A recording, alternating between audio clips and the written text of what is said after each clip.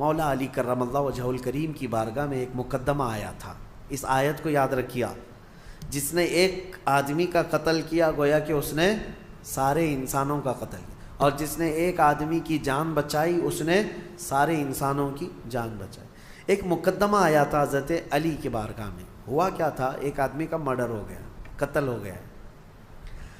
اب جہاں لاش پڑی ہوئی ہے وہاں پر سے فوجی گزر رہے تھے، پولیس اس زمانے کی حضرت علی کرم اللہ وجہہ الکریم کی گزر رہے تھے. لاش پڑی ہوئی ہے، خون میں لت پت ہے. اسی وقت اتفاق سے ایک آدمی وہیں جھاڑیوں کے پاس تھا جو چاقو اٹھایا ہوا تھا اور اس کے ہاتھ میں خون لگا ہوا تھا. فوراً پولیس نے اس کو پکڑ لیا. ایک آدمی کا قتل کیا. وہ چلاتا رہا میں قاتل نہیں ہوں، میں قاتل نہیں ہوں، میں نے نہیں مارا ہے. کہا کون مارا ہے؟ لاش پڑی ہوئی ہے، چاقو تیرے ہاتھ میں، خون تیرے ہاتھ میں لگا ہوا ہے.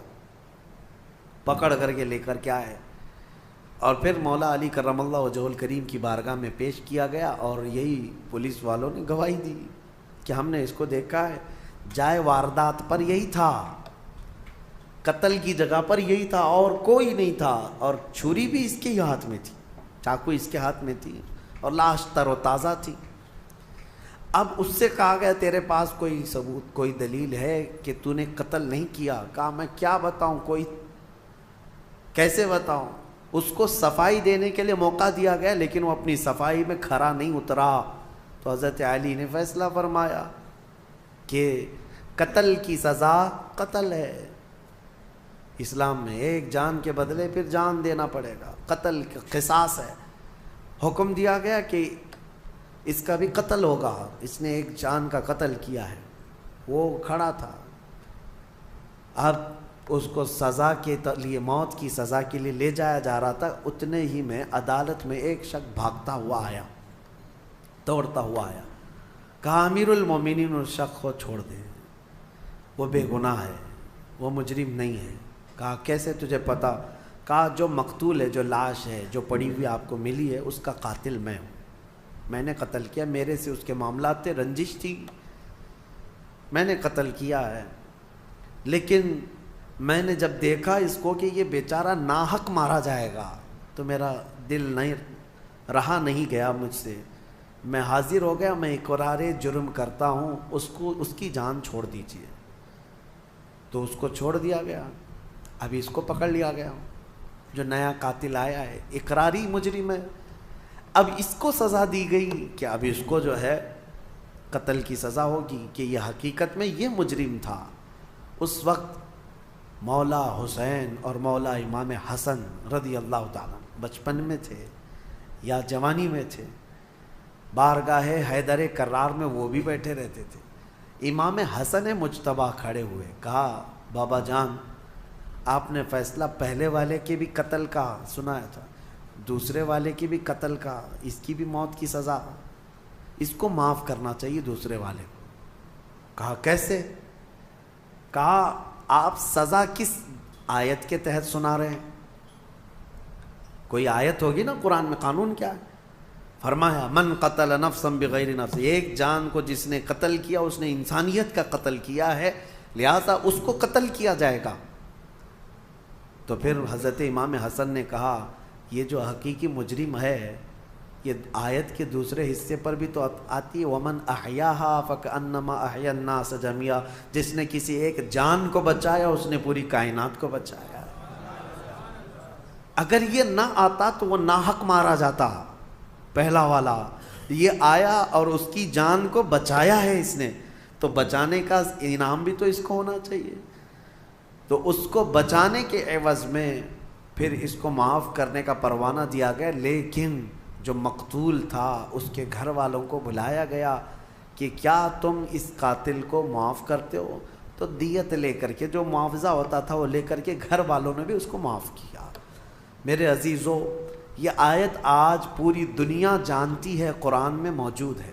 ہم مصر میں تھے پڑھنے کے زمانے میں، اس آیت کو دہرا رہا تھا امریکی پریسیڈنٹ اس وقت اوباما، وہاں پر آیا ہوا اور وہ یہ آیت کو بار بار پڑھ رہا تھا اور بتا رہا تھا کہ اسلام میں یہ ہے کہ ایک قتل جس نے کیا گویا کہ پوری انسانیت کا قتل کیا، اور جس نے ایک آدمی کو بچایا اس نے پوری کائنات کو بچایا۔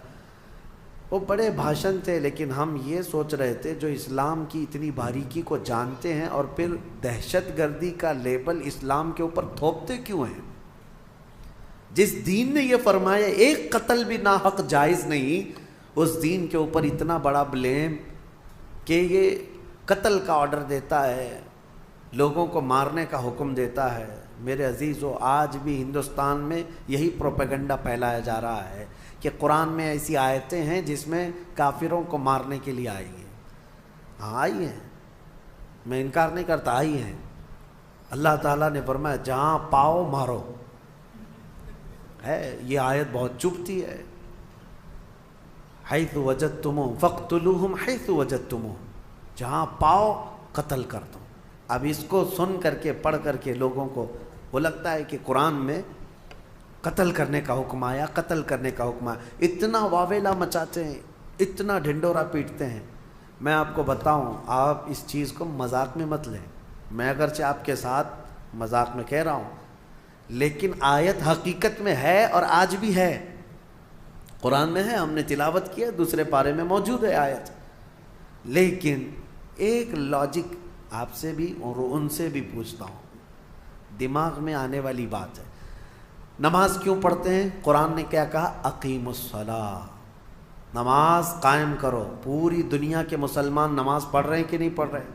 کیوں؟ قرآن میں جو آیا مسلمان پریکٹیکلی اس پر عمل کرتے ہیں، قرآن میں خالی لکھنے کے لیے نہیں آیا، مسلمان اس پر عمل کرتے ہیں۔ اور پوری دنیا جانتی ہے سب سے زیادہ پریکٹیکل اپنے دین پر کوئی مذہب کے لوگ کرتے ہیں تو صرف مسلمان کرتے ہیں، سب سے زیادہ پریکٹیکلی جو ہے لائف کسی کی ہے ریلیجیس جس کو کہتے ہیں وہ مسلمان ہیں پوری دنیا میں۔ باقی سب کے وہاں لکھے ہوئے بہت کچھ ہیں لیکن زندگی میں نہیں ہے۔ نماز پڑھنے کا حکم ہے، ہم نماز پڑھتے ہیں۔ زکوٰۃ دینے کا حکم ہے، ہم زکوٰۃ دیتے ہیں، ہے نا؟ حج کرنے کا حکم ہے، ہم حج کرتے ہیں۔ روزہ رکھنے کا حکم آیا، ہر سال رکھتے ہیں کہ نہیں؟ تو قتل کرنے کا حکم آیا، 1400 سال سے قتل کیوں نہیں کرتے؟ کیا جہاں مسلمانوں کی حکومت ہے مار رہے ہیں، قتل کر رہے ہیں؟ اور ان پاکھنڈیوں کو سوچنا چاہیے، اس ملک پہ 700 سال تک ہمارا راج رہا ہے، اگر اس آیت پر عمل کیے ہوتے تو ایک کیڑا بھی نہیں بچتا۔ اس آیت پر اگر عمل کیے ہوتے تو کوئی ایک مچھر اور ایک کیڑا بھی نہیں بچتا۔ انہیں سمجھنا چاہیے کہ اس کا ایک بیک گراؤنڈ ہے، اس آیت کا کس وقت نازل ہوئی، کس کے لیے نازل ہوئی، اور اس کو لا کر کے سب جگہ تھوپتے رہتے ہیں۔ میرے عزیزو، یہ ان کفار و مشرکین کے لیے تھا جنہوں نے صحابہ اکرام کا جینا دوبھر کر دیا تھا۔ اب میں آپ سے ان سے ایک سوال کرتا ہوں، ہمارے ملک میں کوئی دشمن ملک کا نام سنتے ہی ان کے دماغ میں ایک ہی ملک آتا ہے، بہرحال، اور دہشت گرد بھی، آتنکواد بھی وہیں کے ہوتے ہیں ان کے حساب سے۔ اگر 4 آتنکوادی گھس کر کے آ گئے ہیں میرے اپنے اس دیش میں، آپ کے ملک میں، اور وہ سڑکوں پر دندناتے ہوئے گھوم رہے ہیں، تو یہاں کی جو عدالت عالیہ ہے، ہائی کورٹ ہو، اوپر کی عدالت، وہ کیا آرڈر جاری کرے گی پولیس کو؟ جہاں پاؤ انکاؤنٹر کرو، جہاں پاؤ۔ کیوں؟ دیش دروہی ہیں، ملک کو نقصان پہنچا سکتے ہیں، یہاں کے باشندوں کو بم سے اڑا سکتے ہیں۔ تو ایسے خطرناک ڈینجر لوگ اگر ملک میں داخل ہو گئے تو کامن سی بات ہے، ہر ملک والا یہی آرڈر جاری کرے گا کہ یہ جہاں نظر آئیں ان کو مار ڈالو، شوٹ کرو، وہاں اسپاٹ پہ شوٹ کرو۔ یہ آج کرنا جائز ہے، اور اسلام میں جو حکم آیا تھا اسی نہج پر تھا کہ مکہ سے صحابہ کو، رسول پاک صلی اللہ علیہ وسلم کو گھر بار سب چھوڑ کر کے جانا پڑا۔ ان ظالموں کو یہ نہیں معلوم کہ میرے آقا نے 3 سال تک پتے کھائے مکہ میں، مکہ والوں نے ایسا بائیکاٹ کر کے رکھا تھا، سلام کلام ہر چیز بند، تجارت لین دین سب بند تھا حضور پاک پر۔ چمڑے پانی میں ابال کر کے کھائے 3 سال تک. یہ ظلم کیا. کیا وہ سب انہیں نہیں پتا کہ بلال حبشی کو انگاروں میں سلاتے تھے؟ یہ پیر میں رسی باندھ کر کے سڑکوں پر کھینچتے تھے. حضرت خباب بن الارت کو خبیب ابن عدی کو مسلح کر دیا تھا. ہونٹ کاٹے تھے، ناک کاٹے تھے، کان کاٹے تھے، آنکھوں میں گرم سلائیاں پھیری تھی، ناخنوں کو پکڑ سے کھینچا تھا. یہ دہشت گردی نہیں ہے؟ اور ایسے حالات میں جب رسول پاک ہجرت کر کے مدینے چلے گئے تو یہ ظالم وہاں پر بھی جانے لگے. کہاں؟ مدینے کو بھی اجاڑنے کے لیے. اب بتاؤ اللہ کا حکم نہیں آئے گا کہ ایسے آتنکوادی جب بھی مدینے میں آئیں پکڑو ان کو؟ اور کیا کرنا چاہیے؟ یہ انصاف ہے یا عدل کا تقاضا ہے؟ آج بھی میرے ملک کی اگر حفاظت کی بات پوچھے گا مجھ سے کوئی، میں یہی کہوں گا کوئی دشمن ملک کا آتنکوادی اور یہاں میرے ملک کو نقصان پہنچانے کے لیے آئے گا، بغیر سوچے سمجھے ہم آرڈر جاری کرتے ہیں اگر ہمارے پاس پاور ہوگا.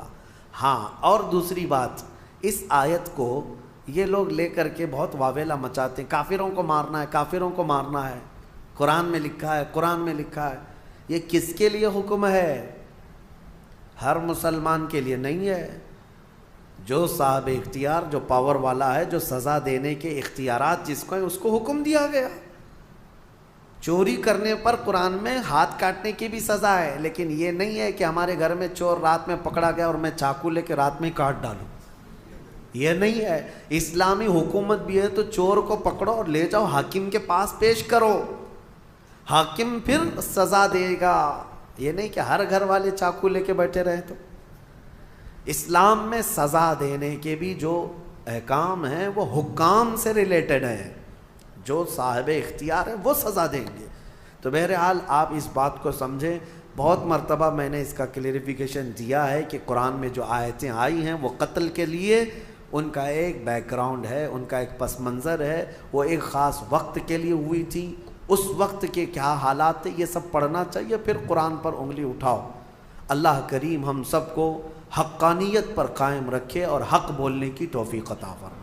میرے عزیزو، جہاد کے سلسلے میں بھی آیتیں آئی ہیں، میں کھل کر کے بتاؤں گا. یقیناً جہاد ایک مقدس لفظ ہے. نبی پاک صلی اللہ تعالیٰ علیہ وسلم نے جتنے جہاد فرمائے ان میں اکثر ڈیفنس کے لیے بھی ہوئے، ڈیفنس کے لیے ہوئے ہیں. اور کچھ لوگ یہ اعتراض کرتے ہیں کہ انہوں نے زبردستی جو کلمہ نہیں پڑھتا تھا اس کو جا کے مارتے تھے. نہیں، نبی پاک صلی اللہ تعالیٰ علیہ وسلم نے ایسا حکم نہیں فرمایا، اور نہ ہی پوری دنیا کے مسلمانوں کو یہ حکم دیا گیا.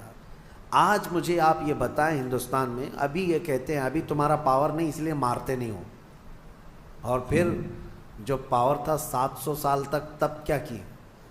کیا یہاں کے ہر مندر کو توڑ دیا گیا؟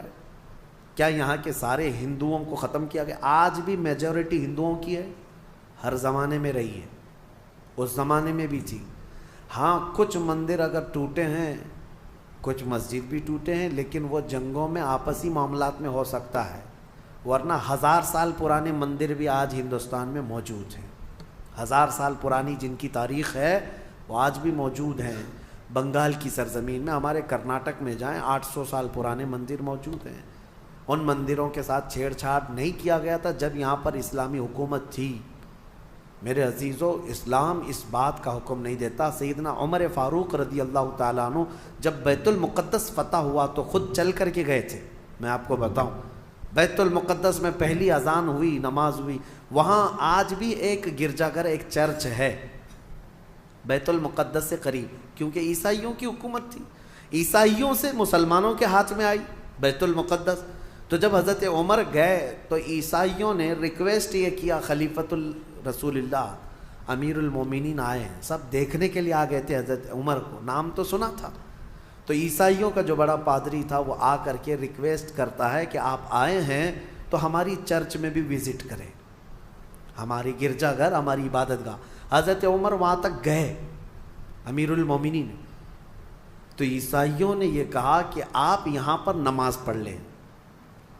کون سی نماز؟ ان کی نہیں، مصطفیٰ کریم کی شریعت، ہماری نماز. حضرت عمر فاروق رضی اللہ تعالیٰ عنہ نے اندر نماز نہیں پڑھا، باہر نماز پڑھا. تو ان لوگوں کے دلوں میں ایک بات یہ آئی، کیا ہماری عبادت گاہ میں آپ کی عبادت نہیں ہوتی؟ سنو، حضرت عمر فاروق رضی اللہ تعالیٰ عنہ نے فرمایا یہ میرے نبی کی خصوصیت ہے کہ اللہ نے پوری روئے زمین میرے نبی کے لیے سجدہ گاہ بنائے، جہاں پاک زمین ہو ہم سجدہ کریں گے۔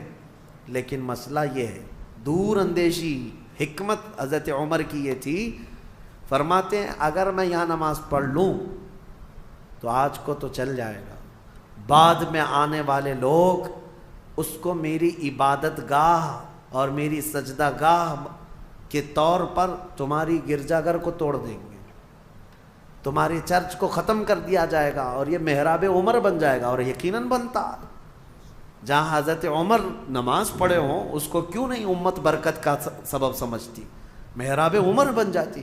حضرت عمر کہتے ہیں کہ یہ تمہاری عبادت گاہ پھر باقی نہیں رہے گی۔ تو جن کے اندر اتنی وسعت ظرفی ہے، اتنا کشادہ دل ہے، ان کو آج کہا جاتا ہے کہ سب چیزیں توڑ دی گئیں، جو چیزیں ٹوٹی ہیں اس کی تاریخ لے کر کے آؤ، انشاءاللہ اس کے بعد ہم بات کریں گے۔ اسلام عدل و مساوات کے ساتھ، امن کے ساتھ پھیلا ہے۔